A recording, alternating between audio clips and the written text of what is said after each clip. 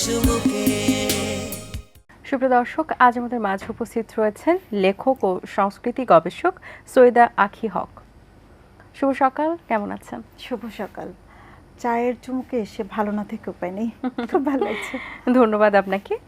শুরুতেই জানতে চাই যে আমরা বাউল শব্দটা খুব ব্যবহার করে থাকি। বাউল বলতেই আমরা গান বুঝি, গানের সাথে যে শব্দটা সবসময় যুক্ত হয় মাটির কথার সাথে, মাটির গানের সাথে, সেটা হচ্ছে বাউল। আসলে বাউল কাদেরকে বলা হয় সেটাই প্রশ্ন।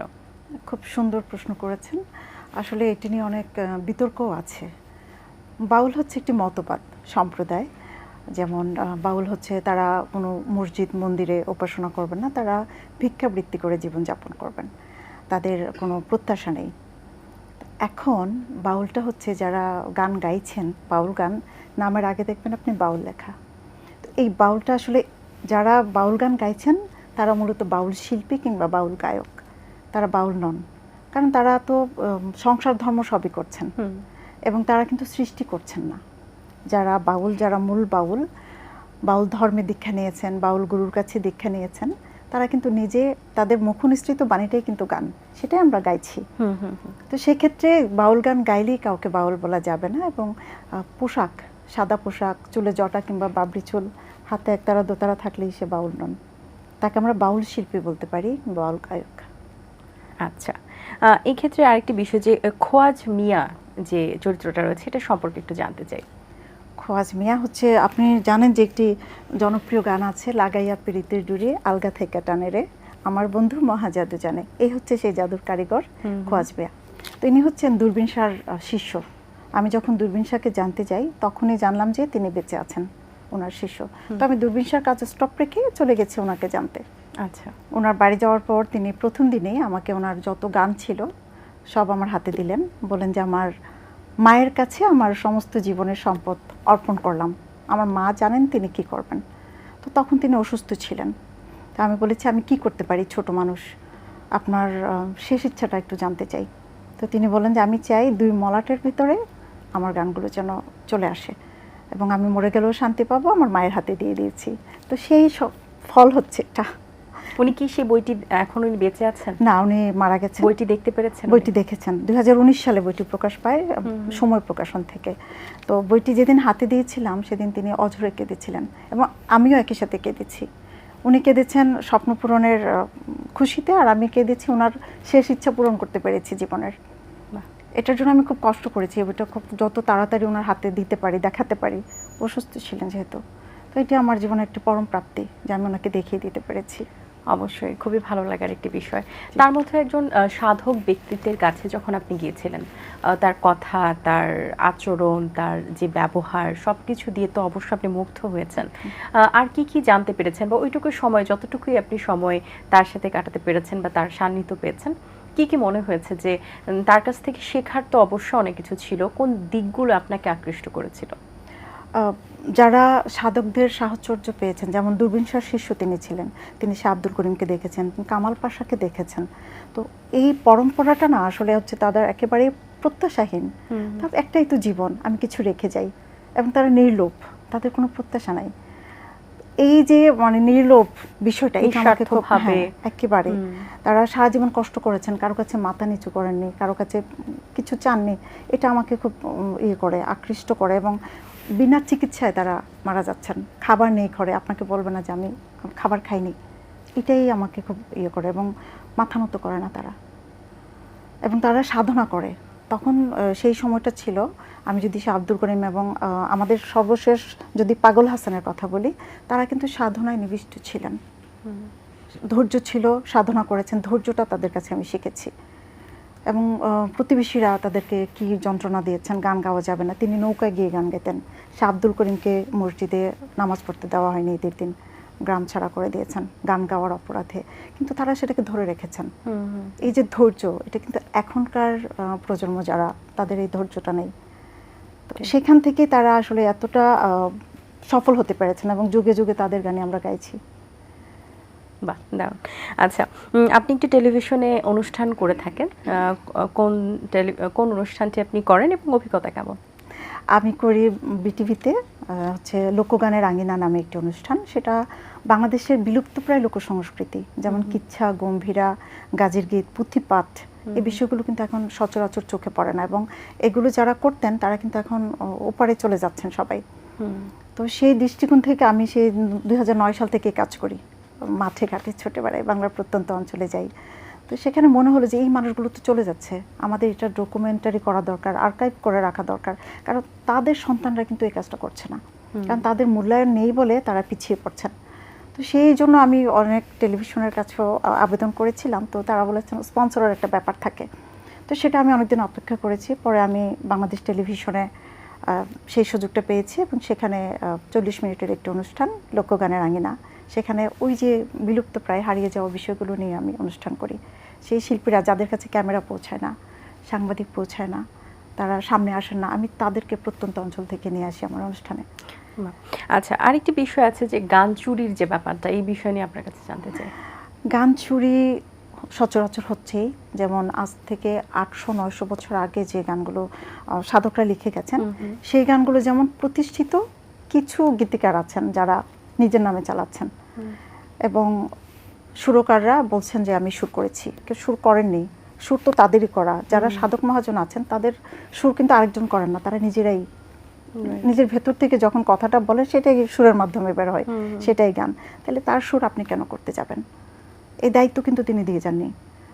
তো এই হচ্ছে গান চুরির বিষয়টা। এটা আমাদের এই মতবাদ থেকে, আমাদের এই ইয়ের থেকে বের হয়ে আসতে হবে, আমাদের চিন্তা শক্তিটা, যে আমি কেন আরেকজনের গান চুরি করব। এবং এটা হচ্ছে যে সৈয়দ শাহনূর 300 বছর আগের, 17 শতকের কবি সৈয়দ শাহনূর এই বইটা। তো তিনি লিখেছেন বন্ধু তুমি আই বাইরে বলে আমি ঘর বান্ধিব নদীর কূলে, এই গানটা একজন প্রতিষ্ঠিত গীতিকার তার নামে চালাচ্ছেন। তো সত্য কিন্তু বেরিয়ে আসে, তখন গবেষণা হয়নি, এখন গবেষণা হচ্ছে, করছে, আমরা করছি। তো এই ক্ষেত্রে যদি কেউ হয়তো বা কোনো একটি গান বা কোনো গানের কথা হয়তো বা বইয়ে তিনি পেয়েছেন, সেক্ষেত্রে বা তিনি সুর দিয়ে যদি করতে চান, সেক্ষেত্রে করণীয় কি? এটা সুর তো অরিজিনাল আছেই, যিনি লিখেছেন তিনি সুর করেছেন, এখন তিনি সুর করতে হলে তার পরিবারের কেউ আছে কিনা, এবং পরিবারের পারমিশন নিয়ে, এবং পরিবারের কেউ নেই, সেখানে গবেষণা কেউ করছেন কিনা, তাই না? এলাকার লোকজন কিন্তু কেউ না কেউ কিন্তু জানে এই সুরটা, কেউ না কেউ জানে। এখন আপনি যদি একটু গায়কী সুন্দর করার জন্য, আপনার স্কেলের জন্য যদি আপনি এদিক সেদিক করতে চান, একটু মতামত একটু নেওয়া উচিত যে আমি এটা এভাবে করতে চাই। এখন কিন্তু অনেকেই কাজ করছে, এটা একটু নেওয়া উচিত। আর আরেকটি বিষয় হচ্ছে, আমি আপনাকে এই সুযোগে বলি, গীতিকাররা গানের একটা গানকে 2 লাইন উপরে ঠিক রেখে নিজের নামে পরিবর্তন করে ফেলছে। আবার দেখা যাচ্ছে পুরো গানটা ঠিক আছে, নিজের ভনিতার অংশটুকু যেটা, সেটা নিজের নাম দিয়ে বলছে এটা আমার গান। তো সেক্ষেত্রে আপনি যদি কিছু পরিবর্তন করে থাকেন, তাহলে আপনি বলেন যে এটা অমুকের মূল গান, সেখান থেকে আমি কিছু বাণী পরিবর্তন করে আমার নামে করেছি। এই স্বীকারটা তারা করেন না, এবং এইটাই দুঃখজনক। আপনি যদি পরিবর্তন করেন, আপনি বলেন যে মূল গান এটা ছিল, আমি এটা করেছি। এই জিনিসটাই আমাদেরকে আসলে কষ্ট দেয়, যে তারা এত কষ্ট করেছেন, লিখেছেন, এখন কেন আপনারা চুরি করে? আপনারা নিজে তো বলবেন যে আমি এটা অমুক গান থেকে নিয়েছি, অমুকের গান থেকে নিয়েছি। আচ্ছা, আমরা দেখি যে অনেক গান ভাইরাল হয়, অনেক বেশি ভিউজ হয়, কিন্তু সেই গানগুলো বেশি দিন স্থায়িত্ব পায় না। এর পেছনের কারণ কি? স্থায়িত্ব পায় না এই জন্য যে আমরা এখন ভাইরালের পেছনে ছুটছি। আমাদের এখন এটা একটা রোগ হয়ে গেছে, নেশা হয়ে গেছে। আপনি যখন কোনো শিল্পীকে, এখন কোনো অনুষ্ঠানে আপনি বলবেন যে এই শিল্পীটাকে ডাকেন, বলবে তার ভিউ কত, এবং আমাকেই বলেছে যে তার ভিউ কত। এখন আপনার ভিউর পেছনে ছুটতে ছুটতে, বাণিজ্যিক চমকের দিকে ছুটতে ছুটতে আমরা গুণের দিকে তাকাচ্ছি না, এবং গুণী শিল্পী কিন্তু পেছনে পড়ে যাচ্ছেন। গুণী শিল্পীদেরকে আমরা ডাকছি না, ভিউ দেখে আমরা শিল্পী ডাকছি, কারণে হচ্ছে ওই গানগুলো স্থায়িত্ব পায় না, কারণ সেখানে চর্চা নেই, সেখানে গানটা কি সেই বোধটুকু শিল্পীর প্রকাশের মধ্যে আসছে না। গানটা গীতিকার কি বলেছেন তিনি না বুঝে গাইছেন, শব্দটা কি না বুঝে গাইছেন, যার জন্য ওই গানটার স্থায়িত্ব একেবারে কম। অল্প কিছুদিন নাচানাচি, তারপর আর গানটা থাকে না। আচ্ছা, এই ক্ষেত্রে এটার জন্য দায়ী কারা? এটার জন্য দায়ী হচ্ছে প্রথমত এখনকার যে সঙ্গীত শিক্ষা প্রতিষ্ঠান, এবং মিডিয়া তো আছেই, পত্রিকা আছে, গবেষক আছে, প্রযোজক আছে, এবং আয়োজক যারা অনুষ্ঠান আয়োজন করছেন, সবার আছে। এবং আপনি আমি আমাদের সবারই দায়, কারণ আমরা যখন একটা অনুষ্ঠান করছি, আমি কি বার্তা দিতে চাচ্ছি মানুষকে, আমি যখন গানটা গাইবো, আমি কি এই গানের মাধ্যমে কি বোঝাতে চাচ্ছি, এবং গানটা কান্নার না হাসির। এখন দেখা যাচ্ছে আমি মরার একটা গান, দুঃখের একটা গান গাইছি, আমি হেসে হেসে নেচে নেচে আমি গানটা বুঝতে পারছি না, তাহলে এই গান কি করে মানুষের হৃদয়ে পৌঁছাবে? মানুষের হৃদয়ে যদি পৌঁছাতে না পারে সেই গান কি করে থাকবে? মূল্যটা কোথায়? আচ্ছা, লোক শিল্পী যারা রয়েছেন তাদের উদ্দেশ্যে কি আপনার কোনো বার্তা রয়েছে? অবশ্যই আছে। আমি যারা লোকগান করছেন তাদের কাছে বিনীত অনুরোধ করে বলতে চাই যে যে গানটা আপনি গাইছেন সেটা 5 বার অন্তত পাঠ করেন। গানটা ভাবটা কি, সুখের কিংবা দুঃখের কিংবা বিচ্ছেদের বা প্রত্যাশার, আকাঙ্ক্ষার, আপনি এই বিষয়টা বুঝে গানটা গাইতে হবে। আপনার প্রেজেন্টেশনটা সেরকম হতে হবে। আর আরেকটি বিষয় হচ্ছে গানটা কোন অঞ্চলের, সেটা কিন্তু ইম্পর্ট্যান্ট। কোন অঞ্চলের গান, আমি যদি সিলেটি অঞ্চলের গান গাই, আমার সিলেটি ভাষা সম্পর্কে একটু ধারণা থাকতে হবে। আমি না জানলে সেটা একটা ফেসবুকে পোস্ট দিলেই কিন্তু এখন সবাই বলে দিচ্ছে। এখন গুগলেও সবকিছু পাওয়া যায়, ইউটিউব থেকেও নেওয়া যায় অনেক কিছু। একদম, বিশ্ব এখন আমাদের হাতের মুঠোয়। তো আমার জানতে হবে গানটা কোন অঞ্চলের এবং গীতিকার সুরকার কে। গীতিকার সুরকারের নাম উল্লেখ করে গানটা গাইতে হবে। আর সবচেয়ে বড় বিষয়টা হচ্ছে প্রতিটা গানে কিন্তু মহাজনী গানগুলোতে ভনিতার অংশ থাকে শেষের লাইনে কিংবা মাঝে। তো শিল্পীরা কম সময়ের জন্য যদি গান ছোট করে গাইতে চায় অন্তত ভনিতার অংশটুকু রাখতে হবে। আর গানটা বুঝে এবং কোন অঞ্চলের গান সেটা জেনে বুঝে গাইতে হবে। গানের ভাবটা যেন প্রকাশ পায়, সৌন্দর্যটা যেন থাকে। অবশ্যই। একজন সংস্কৃতি গবেষক হিসেবে গবেষণা করতে গিয়ে কোন বিষয়টা একটু অন্যরকম লেগেছে আপনার কাছে, যে বিষয়টা হয়তো বা অনেকের কাছে অজানা কিংবা বিষয়টা জানা উচিত যারা সংস্কৃতি চর্চা করতে ভালোবাসেন তাদের জন্য?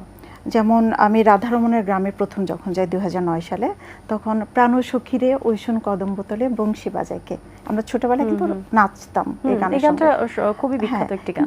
এই গানটা রাধারমণের গ্রামের কলেজের ছেলেমেয়েরা পর্যন্ত বলতে পারে না এটা রাধারমণের গান। কিন্তু আমি যখন ওখানে অনুষ্ঠান করলাম, প্রথম রাধারমণকে নিয়ে একটা অনুষ্ঠান করেছি জগন্নাথপুর কলেজ মাঠে রাধারমণের গ্রামে, সেখানে এই অনুষ্ঠানটা উদ্বোধনী করেছি, সঙ্গীত করেছি। এবং সেখানে বাউল কবি কফিলুদ্দিন সরকার ছিলেন। আমি চাইলাম যারে ভাবে পাইলাম না তারে, এই গানটি যিনি লিখেছেন।